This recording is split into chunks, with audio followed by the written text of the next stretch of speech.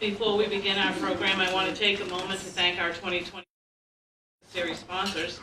They include AT&T, Cross Insurance, New Dimensions Federal Credit Union, Nicholson, Michoud, and Nadeau, CPAs, O'Donnell, Lee, McCowan, and Phillips, attorneys at law, and Sheridan Construction. Our print media sponsor is the Morning Sentinel, and our radio sponsor is Mix 107.9. We also have a video sponsor, Kennebec Savings Bank. This month, additionally, Central Maine Power Company is sponsoring this breakfast. This is a reminder to please turn off your cell phones in consideration of our guests and our TV audience. And please don't forget to fill out the evaluation forms on your table in front of you. You can either leave them right there or drop them off at the registration booth when you depart. We hope that you were able to visit the Spotlighter tables this morning. Thank you to FAME and New Dimensions Federal Credit Union for being here. And we want to welcome our newest chamber members. For the month of March, we had Alliance Home Inspections, Balfour Farm LLC, Black Travel Maine, and Gun Gal Bullets and Bakery. Upcoming events. I know, I love the name. Upcoming events. We have a ribbon cutting coming up on April 20th in Norwich Walk at the Maine Laboratories LLC. That's the only lab in Maine that tests for PFAS. So we invite you to join us to that. We're hosting a listening session with Maddie Daughtry and Kristen Cloutier. Maddie's a senator, Kristen's a representative in the House. It's on paid family medical leave. So if you're a small business owner, and it doesn't matter if you have 2 employees or 2,000, this is coming. These legislators want to get feedback from the business community on how you would like the legislation shaped. It's a free session. We're doing it at the Fairfield Community Center from 3:30 to 5:30 on Monday, May 11th. And the deal is, if this legislation isn't good enough, then they've collected enough signatures to get it on the ballot. So you can have a voice or you cannot have a voice in how it's shaped. On Tuesday, May 2nd, from 11:30 to 1, in the Chamber Boardroom, we're hosting a new member orientation, or if you have new employees, a member refresher. So you can either Zoom in or you can come and have a free lunch and learn about how you can get the most value out of your Chamber membership. If you need the Zoom link, Cindy's your gal. On May 11th, we are doing part 1 of a 2-part series as a business breakfast. It's entitled Building Brand Loyalty and Discovering Your Audience. It's focused on audience communication, brand consistency, and measuring and tracking marketing performance through Google Analytics. And that's with presenters Paula and Derek Slayton. They are managing partners of Trampoline Advertising. And of course, that's right here in this room at Best Western from 7:15 to 9 a.m. Our next business breakfast, business after hours, is Wednesday, May 17th at Waterville Creates, which is located in the new Shump Art Building downtown at 93 Main Street. It's from 5:30 to 7. And if you haven't signed up for our business-to-business showcase, last I knew we had 29 booths left, but we're selling out very, very rapidly. We have moved that from March to May. It is now May 18th. It's from noon to 6, and we've moved it to Thomas College. So very accessible parking. And you don't have to fight with the weather, hopefully. Today's speaker, Leslie Lenig, will address mental health issues in the workplace due to stressors on employees such as pandemics, inflation, and general national unrest, sharing ways that employers can support your workforce. When you ask questions, please wait till Cindy gets the microphone to you, because we are live streaming this and taping it to rebroadcast on local access cable television, and it's up on YouTube. It gives me pleasure right now to introduce Michelle Jola-Labby, who's the Chief Human Resource Officer at Thomas College, and she's also the Mid-Maine Chamber of Commerce Board Chair, and she is going to introduce Leslie for us. Michelle?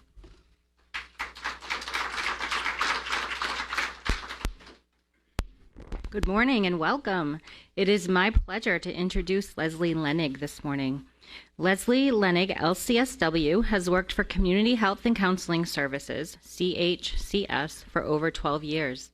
Currently, she is the regional manager for the southern region of CHCS, as well as the clinical lead for the agency. Leslie received her MSW degree from Boston College Graduate School of Social Work in 2006, but has been working in the field since 1998. Leslie has co-written 2 curriculums utilized with at-risk youth in Central and Southern Maine since 2006, the Adolescent Anger Management Program and Skills for Responsible Thinking. She is trained in trauma-informed practices as both a practitioner and as a supervisor. In her current role, she oversees many programs such as therapeutic foster care, child and adult case management, outpatient therapy, the Early Childhood Consultation Program, the Resource Parent Care Team, Home Community-Based Treatment, and the Crisis Care Coordination Program. Leslie has been involved in several projects, including an electronic app for more efficient documentation called BELLS, the Consumer Engagement Forum, and provides group supervision for all of the licensed clinicians in the agency. She is developing several initiatives, including the Internal Staff Development Institute, the Ethics Review Board, and the Case Review Council. She has lived in Maine for 25 years and enjoys spending time outdoors fishing, ATVing, snowmobiling, and hiking with her wife at their place on Moosehead Lake. Please join me in welcoming Leslie Lenig.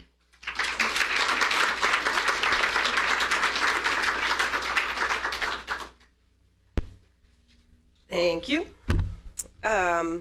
So thanks for having me. I'm excited to present here. This has been kind of a new common thing that I'm being requested at non-mental health places to come and talk about mental health because of the world today. So I appreciate the invitation, and I tend to talk fast. I tend to pace a lot, so if you need me to slow down, just let me know. But so today we're just going to kind of talk a little bit about general mental health. I look at some of the current trends out there. I will offer to share the PowerPoint at the end of this presentation, so because I'm not going to necessarily go over every statistic that I have on here, because I can't stand to be at trainings when somebody just reads the slide. So I'm not going to do that. So looking at helping you guys identify signs and symptoms of some of your employees if they're going to be struggling with mental health or what we're going to call and talk about as burnout. Different ways that you can support it. I have some action steps that are on here that you can look at as business leaders to be able to implement within your program. So I like to kind of acknowledge right at the beginning that it feels like we're talking about mental health a lot more lately, and it's true. After, in the state of where we are, political unrest, as we were talking about, pandemic, those pieces, we've all gone through what we call a collective trauma. As a nation, we've gone through this. And so mental health and mental health symptoms are a huge thing. That is a current topic, whether you're talking about schools and the kids that are suffering from different places all the way up to any of the customers that are coming into your businesses that are angry at you. We were just talking about that it just feels like people are coming in angry and ready to fight. We're dealing with this on a regular basis. You throw that in, that collective trauma that we've in, with the workforce shortage, we're all stressed. So then our employees are feeling stressed. Our leaders are feeling stressed out because we don't have enough people to do the work that we're trying to do. And sometimes we're sitting there and hiring people because we need somebody in the seat, and then we're having to deal with the outcomes of that. So just some statistics just to kind of put some perspective out there for you guys after COVID. So 53% of the people, if you look at the top there, think that mental health benefits are essential to have at their job. That's an increase from where it is. The other one that I'll put in there is 62% reported positive mental health right now. That's a drop. That's a drop since pre-COVID. It'll only be 28%. 40% of employees said that their companies don't provide adequate support around mental health needs. So we're going to talk a little bit about that because this is what's causing a new culture shift within any of our employees and our businesses.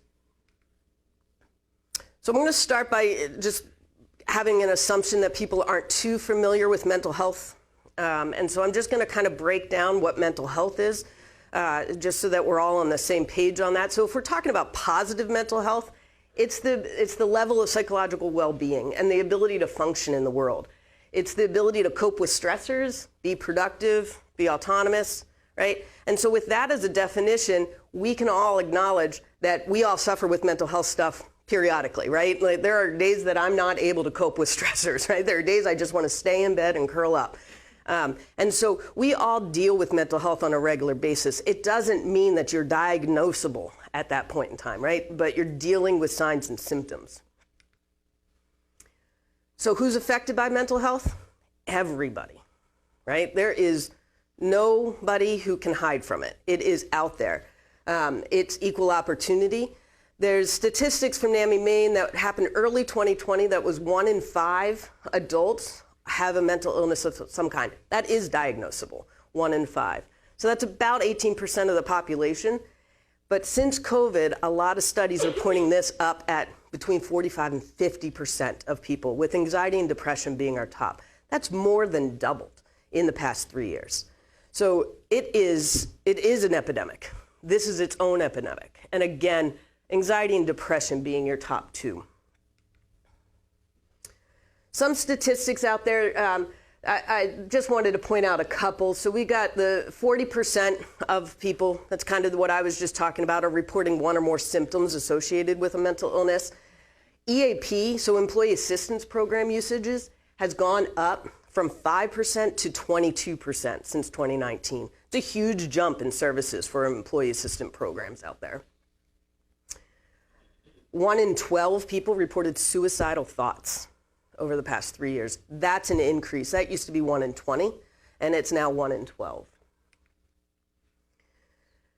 These are more statistics. Again, this is why I'm going to share you, but these are studies that have been going on for about 2,500 employees and looking at these pieces. So, but I kind of want to bring your attention down to the managers and supervisors section down on the bottom as leaders that are on here. You've got 64% said that their mental health has affected their ability to do their job over the past year. That's compared to 57% of non-managers, so of employees. So managers are expressing a lot more stress than even employees are. We're going to talk about that a little bit. 30% said they're actively looking to change employers over the next year. That's compared to 22% of non-managers. So managers are having their own unique stress that's associated with this. Okay, so I just want to give some pieces around what some of these the most common mental illnesses are out there that we're looking at, just so that we can have an understanding. So depression, most people have heard this term, and a lot of people think that this is kind of that, if you picture somebody who's depressed, right, you kind of picture that quintessential movie scene in a movie, right? That woman who's sitting on her couch, her hair's a mess, she's in pajamas, she's probably got a cat on her, she's got blankets all over her, and she's like wailing and crying, and people are like, that's depression. It's not, actually. Depression is numbness. So the first description of the woman is on your left, right? On your right is actually what depression is. It is this numbness. It's feeling nothing. It's not feeling joy. It's not feeling sadness. It's not feeling anger. It's feeling dead inside is what most people describe.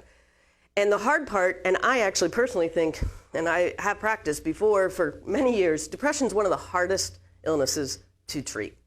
Because the exact thing that's going to make somebody feel better who's depressed is the exact thing they don't want to do. And what's not helpful is for you to look at them and be like, just get dressed and come outside with us. You'll feel better if you're around friends. That's not going to help them. So just kind of recognizing that depression is not just somebody crying. So you're not going to necessarily notice somebody. It's not going to be your coworker who's crying at her desk, although that might be a sign or symptom. It's not going to be that person. It's going to be the person who's dead inside, who doesn't show any affect on their face, and they're really struggling. Anxiety.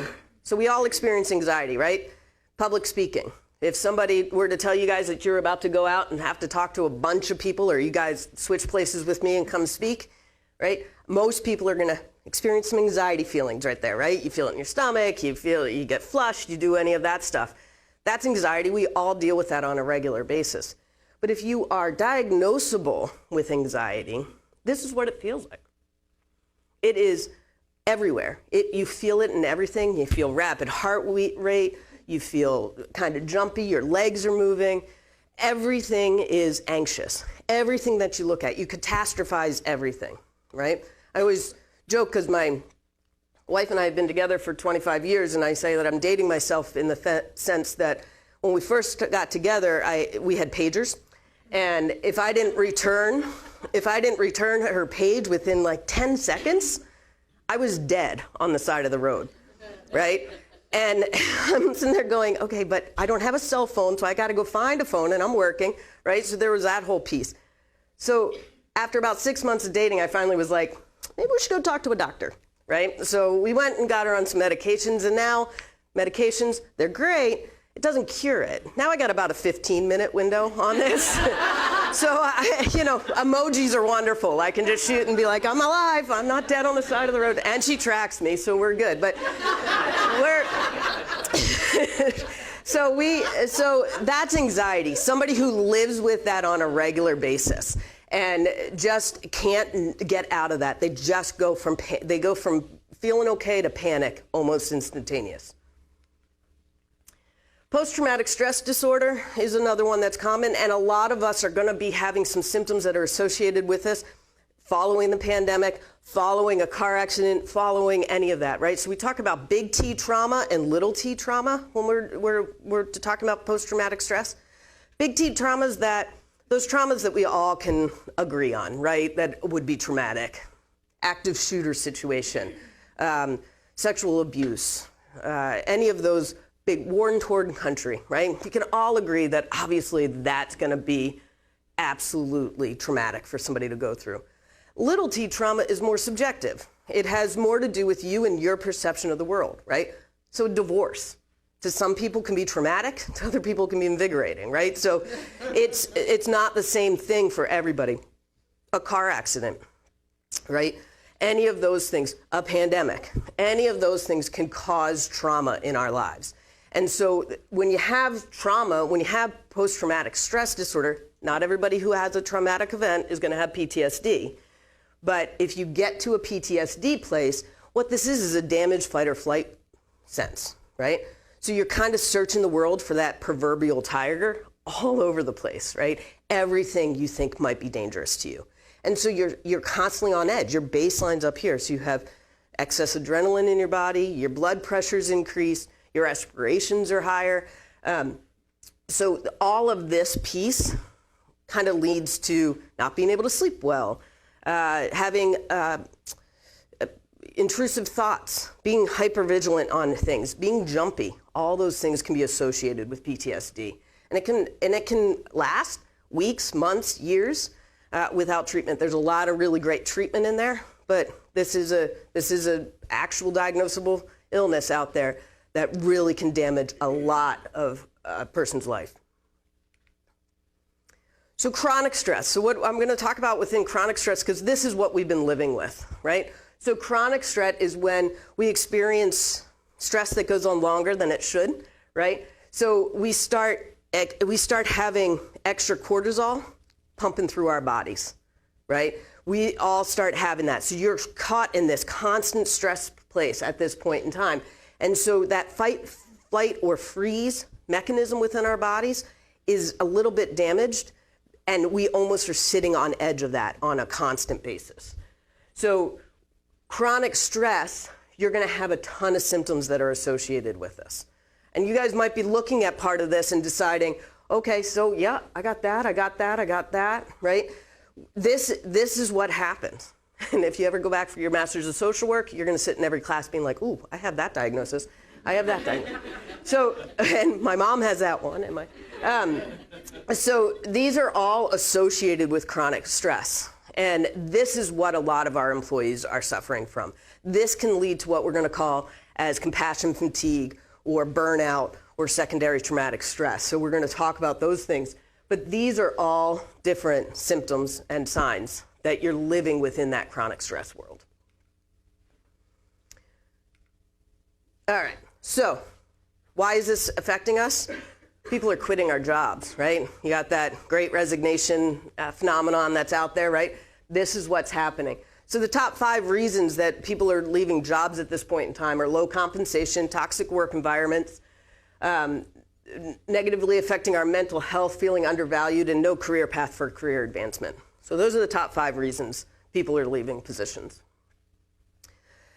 These are some insights. So they're doing a lot of studies based on this, the Great Resignation out there, right? They're doing a lot of studies about why people are leaving fields that they've studied in, right? Why teachers are saying, I'm done, and moving into the private sector. Why social workers are throwing out their license and going and doing other things. Why people are just not staying in their fields of choice at this point in time. And these are a lot of places that are out there. So most people aren't seeking help. There's not enough services out there. There's wait lists. I was just talking to these guys about it. There's at my agency, we're about a 6-7 month wait list for therapy, and we're a large agency. We have 400 employees. We serve the entire state, and that's 6 or 7 months for telehealth therapy. If you want to see somebody in person, you're probably 9 months out. So that's scary. And those are the people that want help. Most people don't ask for help.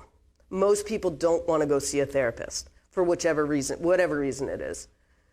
More people are now discussing mental health in the workplace. So we've got to do a culture shift, right? Before, I know my HR department, and I work in a mental health agency, but my HR department was like, nope, don't talk about that. You can't talk about that to anybody. We're talking about it now. We're talking about how people are feeling about things. We're asking them how their days are going. We're checking in with them. We're encouraging them to take time off. We have to do a culture shift, no matter what organization you're in. We have to do it because we've got to be able to support our employees, or we're all going to be in a lot more trouble. Number 3, managers lack the knowledge and the resources to support their employees. That's a huge one. Because if your supervisors, if your managers don't know what they're looking for and don't know how to support their employees, that's a trickle-down effect, right? And they're not going to feel supported, and they're going to want to leave. So we've got to start teaching our leadership how to do this and how to support our employees. The other part is that we're experiencing stress and burnout at increased levels, so we have to get a better work design out there. We've got to figure out how to be able to support that within whatever your context is, whatever your business model is. We have to be able to figure out a way to support them when they start getting at this high level of chronic stress and burnout. So some action steps that are here.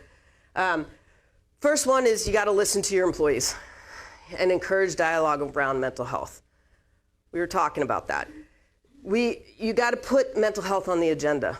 You've got to do trainings. You got to pull people in, right? Contact local nonprofit mental health agencies out there and ask them to come in and do a presentation like this.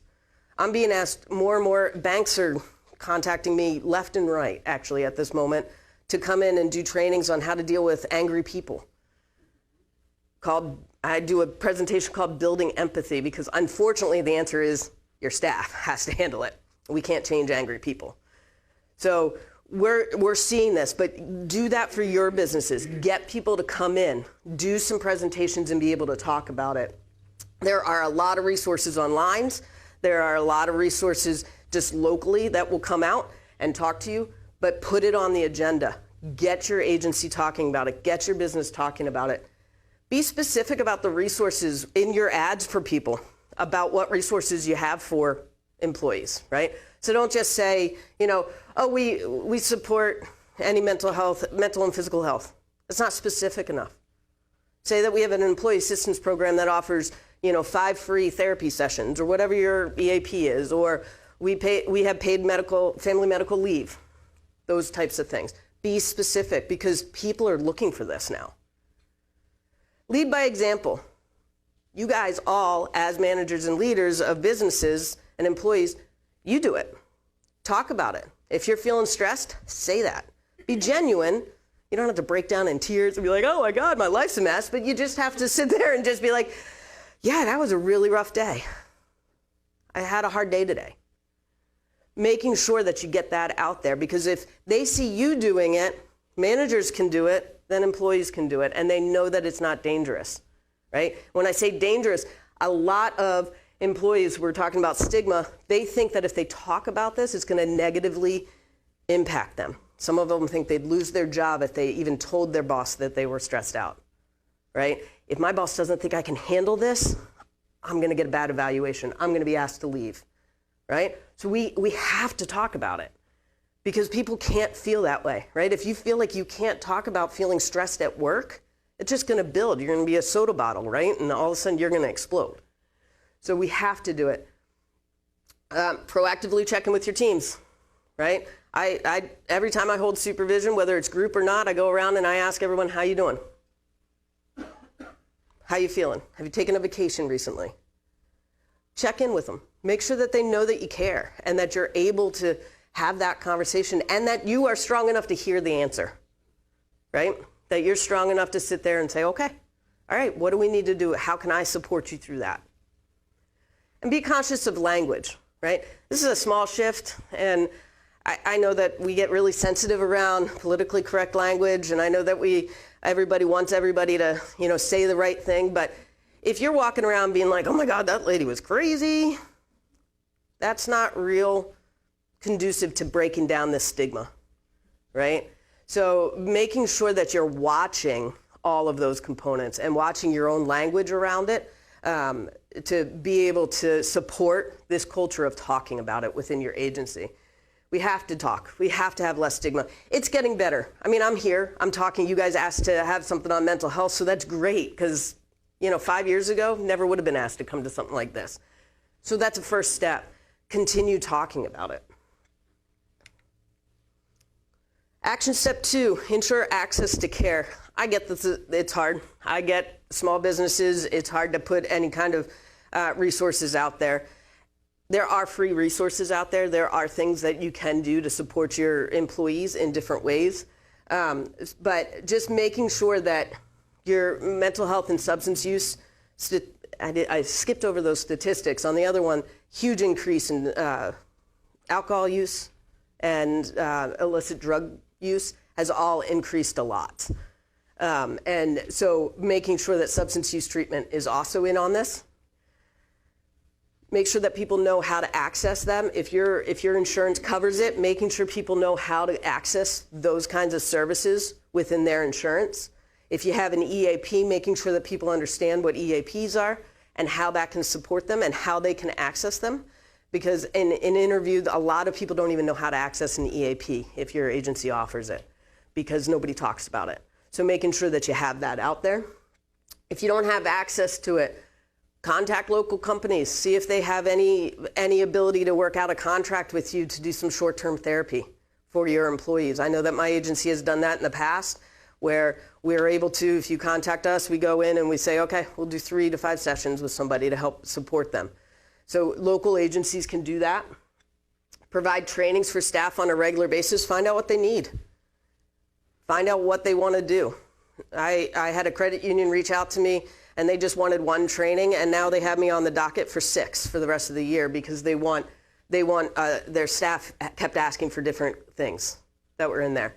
So making sure that you're providing trainings, and then be flexible with your staff if they need some help, right? As long as you can do that, being able to give them a break, let them get out early on an afternoon if they're particularly stressed. Let them flex some time around if they have to get to an appointment.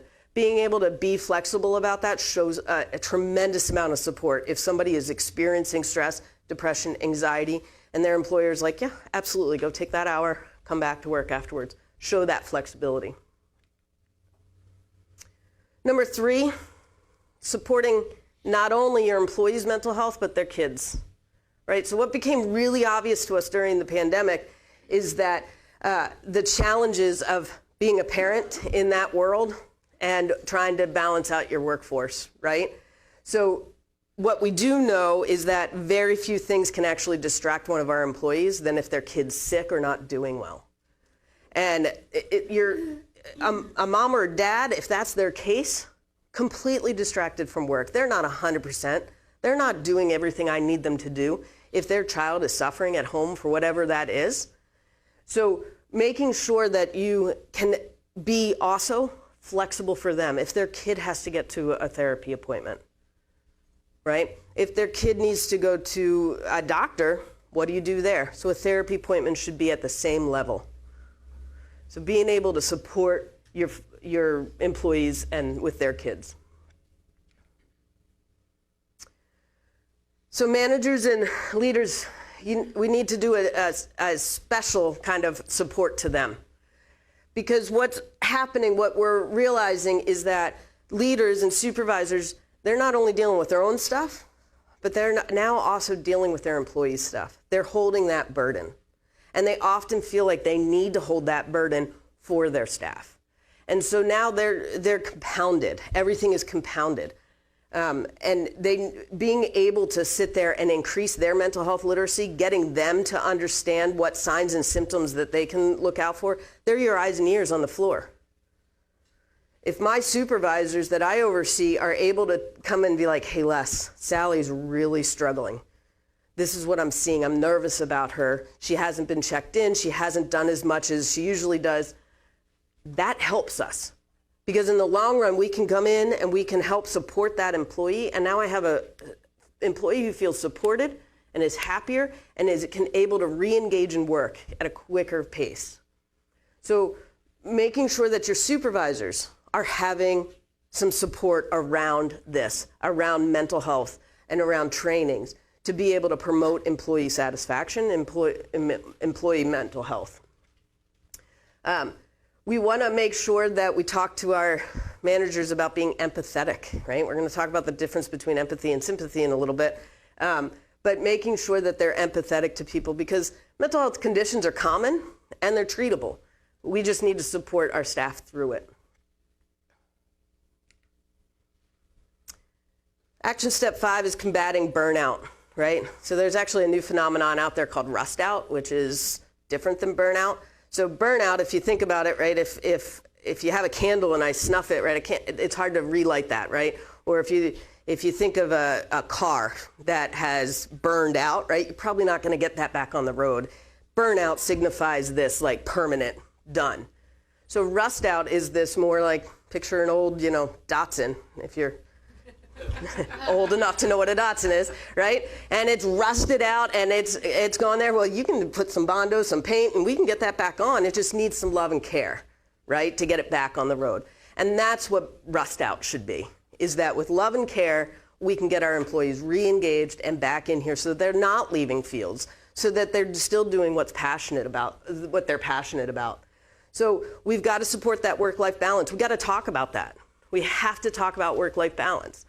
We have to educate them on chronic stress, similar to what we're doing right now.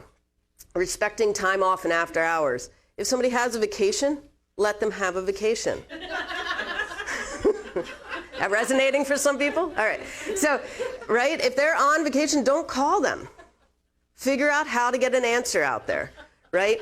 But respecting those times. Because that's what we all need. We all want it, right? When you take a vacation, you don't want to be contacted by work, so don't contact your staff. Let them have that vacation. Let them have those after hours, right? They're done work at 5, let them have it. Not everybody likes to work 70 hours a week. Address personnel issues as they arise, right? This can be hard, right? You have that one employee that everybody's annoyed with, and nobody wants to talk about it, nobody wants to address it, and so we just all ignore it.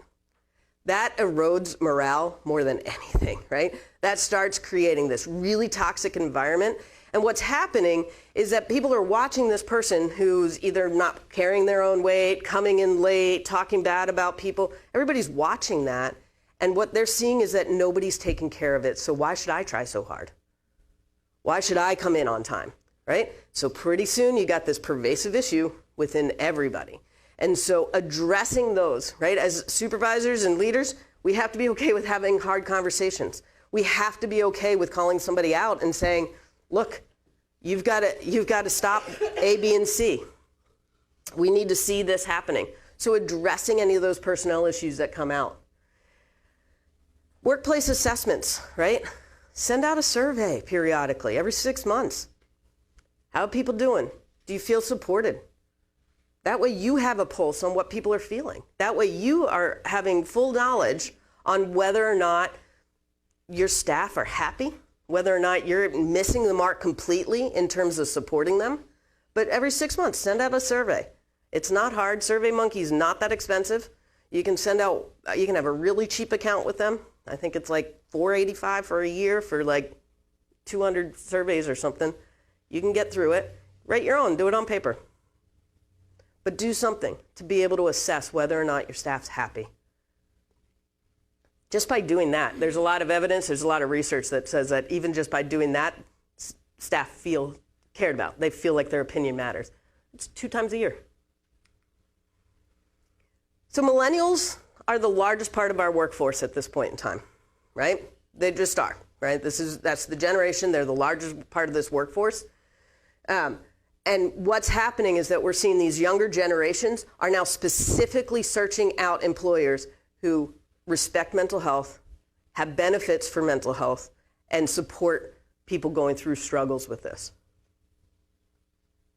So pretty soon, this is all we're gonna have to have this. This is why I'm saying it's a culture shift. We have to think of a different way to work because we've got to start putting this up at the same level as a doctor's appointment. This has to change. It has to switch. This is what the younger workforce, and it's not going to change. The centennials are going to feel the same way, if not even more pushed out at that. That's another training that's worth getting to, is generational workforces. It's fascinating stuff about why communication doesn't happen very easily between the different generations is because our value systems are different. Fascinating work. Definitely recommend a training on that one. All right, so what can you do to support your employees?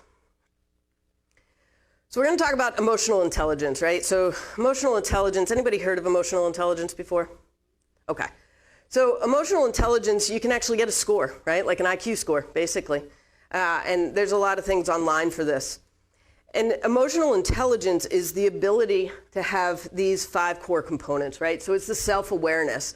It's being able to understand how you're reacting in a situation based on the out pieces that are coming in at you, right? And understanding what the baggage is that you bring, right? So self-regulation, your ability to kind of curb those negative impulses that are out there. Motivation, passion for work that goes beyond a paycheck, right? Do you have motivation to be here that's more than just the fact that I'm writing a paycheck to you every morning, right? Do you care about your job? That's important. Empathy, I'm gonna talk a lot about empathy.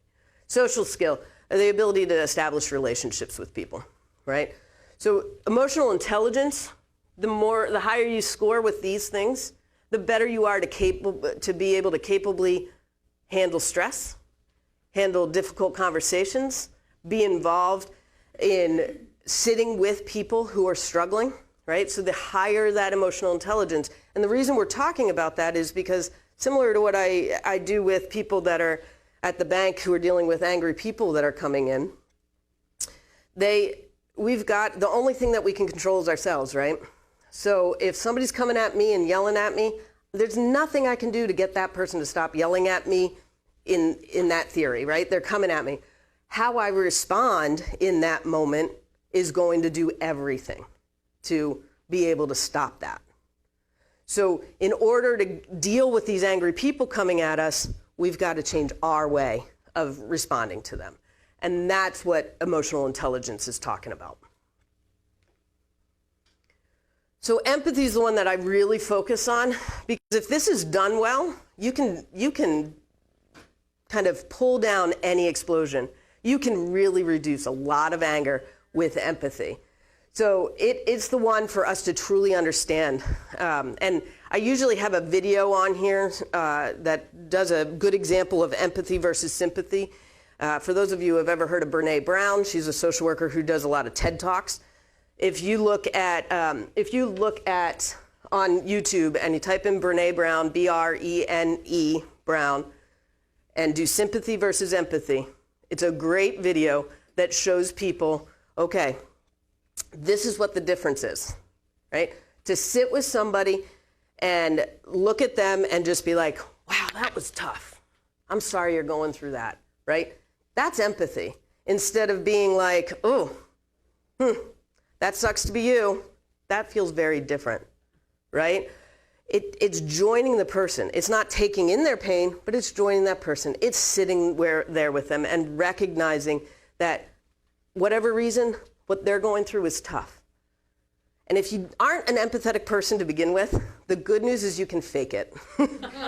You can absolutely fake being empathetic, and it's going to grow. Think of hostage negotiators, right? There's a lot of research around hostage negotiators who sit there and they're talking with the person holding people hostage, right? Talking to them, trying to get them to surrender. And if you talk to those hostage negotiators afterwards, they actually feel for that person who went in and took all those hostages. They actually feel badly that that person felt that they had no other plan. That was the only thing they could do. That's faking empathy, right? That's being able to go in there. So you can fake empathy. And so, but you got to sell it. That's where it comes, because empathy that's not sold genuinely falls flat every single time and actually feels like somebody's really kind of tapping them down and not being able to support them. So making sure that you do that. And if you are doing this, it's a bridge builder for our employees. It builds trust and a happier workforce. It's also empathy directly related to job satisfaction. In a lot of studies, if they feel like their supervisors or their organization is empathetic, they feel more satisfied at their jobs. So feeling with the person, I jumped myself ahead of it. So the little image there, that was instead of showing you the video. Keeping our responses, there are a million iceberg depictions out there on anything, right? You can put behavior up at the top, you can put a lot of different things up there. But the bottom line is we never know what people are dealing with.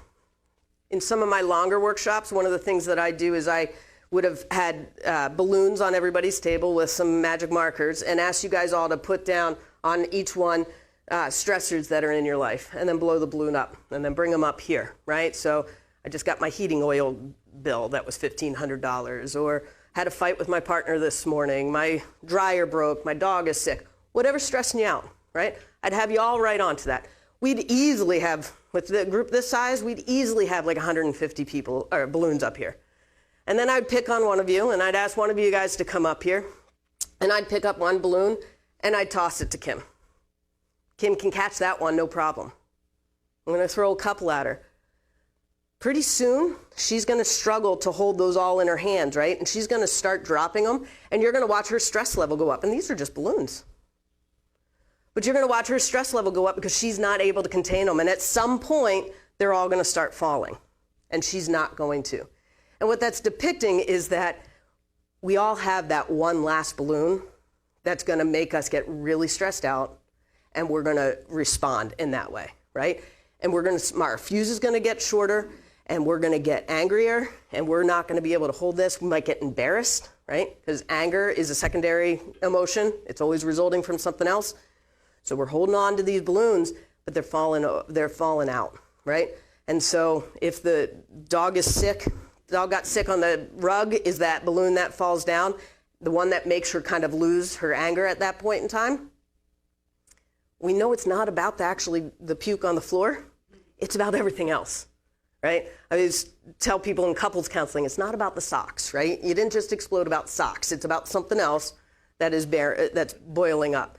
And that's the same concept. And so being able to understand that anger of that person walking through the door is not about you. It's actually probably not even about your business.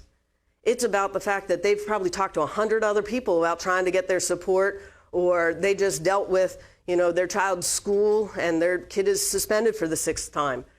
Whatever it is, that anger coming at you, especially if that's a brand new relationship, it's a customer just walking through the door, that's not about you. That's why it's important that we change our empathy, because we cannot change anything until we do that back at them. So mental health, we say you can't pour from an empty cup. What that means basically is you got to take care of yourself, right? Because in social work, right, in therapy, I'm not going to be any good to somebody else if I'm completely burnt out, if I am completely stressed out. I'm not going to be able to sit with somebody and hear their problems, right? I always joke, because I'm an LCSW, and of course I had to do therapy to get through my degree. I never wanted to be a therapist. There's nothing worse, personally, than sitting for 8 hours a day listening to everybody else's problems. I got into it because I wanted to be a manager, but some people are really good at it, thankfully. But this is one of those things that people have to do. They have to make sure they're filling their cup. They have to. They have to have that work-life balance. They have to have some passion, because if they don't, they're not going and being 100% for that client. And those clients and those customers, they need us to be 100%. So we have to model it from top down, right? You CEOs, you presidents of companies, you've got to demonstrate work-life balance. Because if you're returning emails at 11:30 at night, I guarantee you some of your staff think, oh crap, I got to work at 11:30 at night and return emails.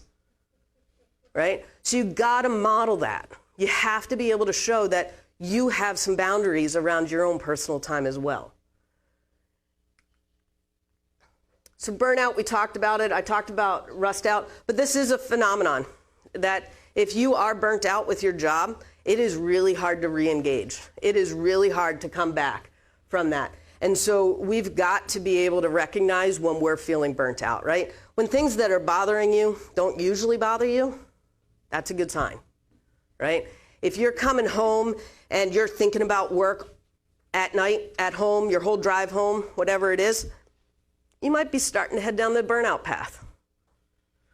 You've got to pay attention to yourself. You've got to know what's going on for you. So signs and symptoms of burnout, this is important for everyone to know, because if you're feeling any of these things, you might want to start thinking about a vacation. Excessive blaming, being jumpy, bottle up emotions, legal problems, nightmares, any of this stuff. Chronic physical ailments, trouble sleeping, right? Mental health, physical health, hugely related. And if you are really struggling with your mental health, you're going to have some psychosomatic issues. You might have some chest pains. You might have chronic headaches. Your stomach might hurt. You got to pay attention to that stuff, because those could be signs and symptoms of burnout. Poor self-care, not wanting to shower every day, barely wanting to get up, avoiding certain clients, avoiding certain meetings, avoiding certain coworkers, supervisors. All that stuff can be associated with burnout. More of them.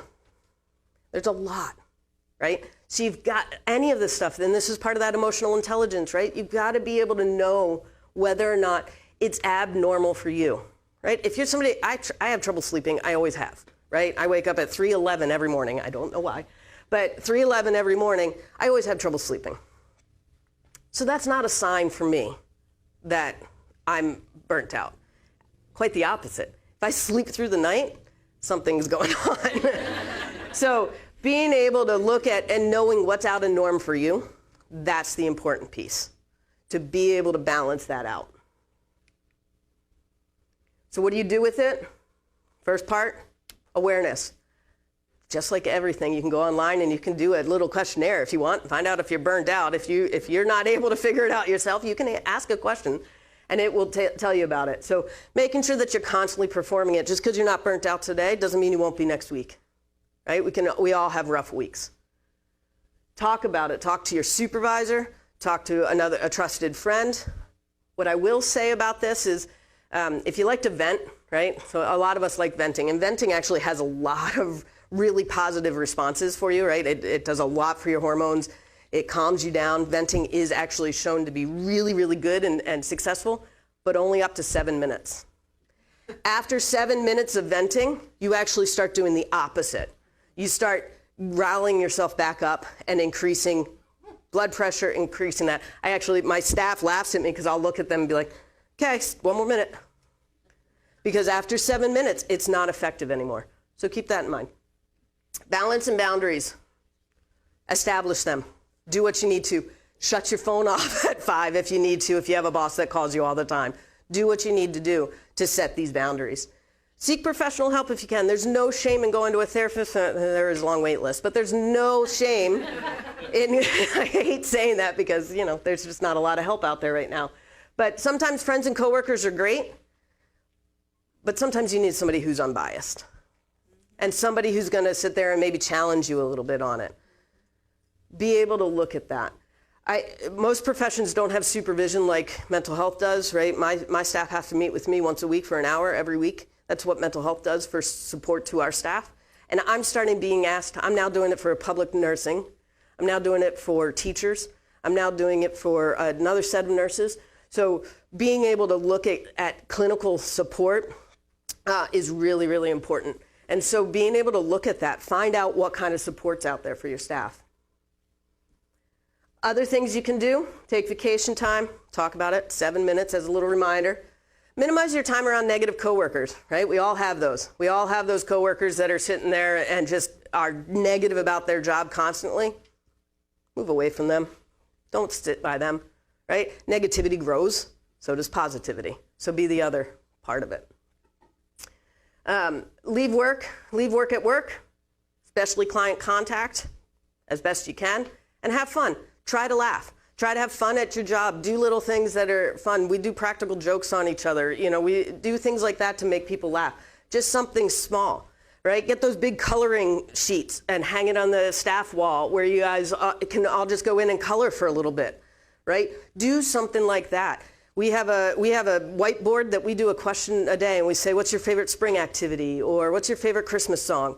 So that people can go in and it's very simple, doesn't cost any money.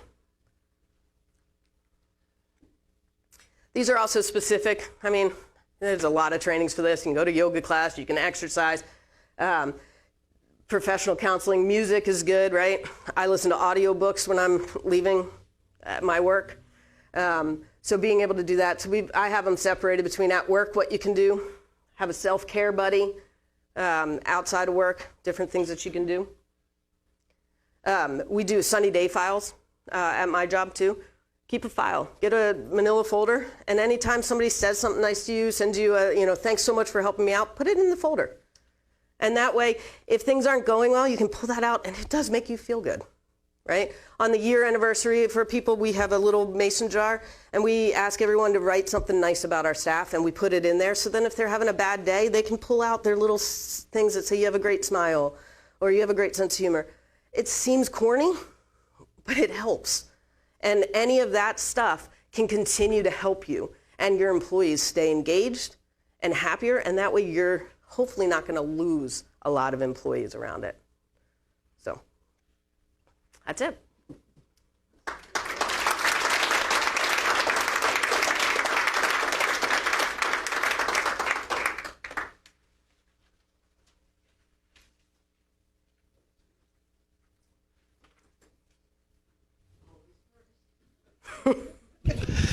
Good morning, and thank you. I'm routinely told by my 3 wonderful daughters that I'm a problem solver. How do you determine when to sympathize, empathize, and solve the problem? And at what point do you transition from sympathize, empathize to problem solver? Well, the trouble is you're a dad and you're a man.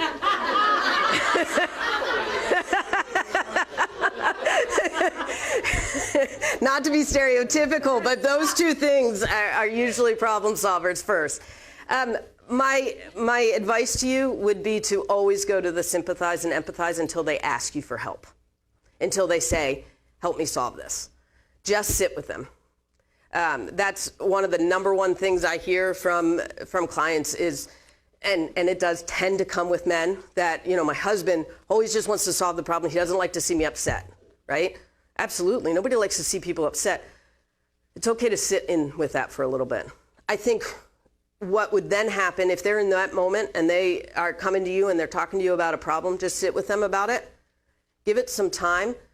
And if it's a recurring theme, if it seems to be invasive within their life, find another time to have a conversation about it. Not in that moment. Because in that moment, they really just need you to listen. They really just need you to be caring. They need you to be their daddy. And to sit there and be with them. And then maybe 2-3 days later, go out to lunch. And be like, okay, so I've been thinking about things. Do you want to hear? Would you like to hear some of the things I'm thinking that might help? This is what I did. Have it at a different place. Because in that moment in time, they don't need that. And you're just going to push them away. That help?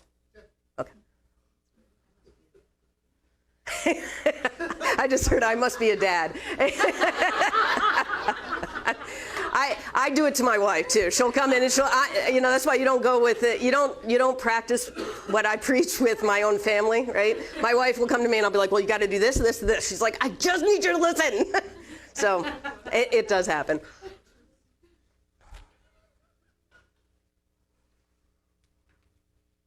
Any other questions?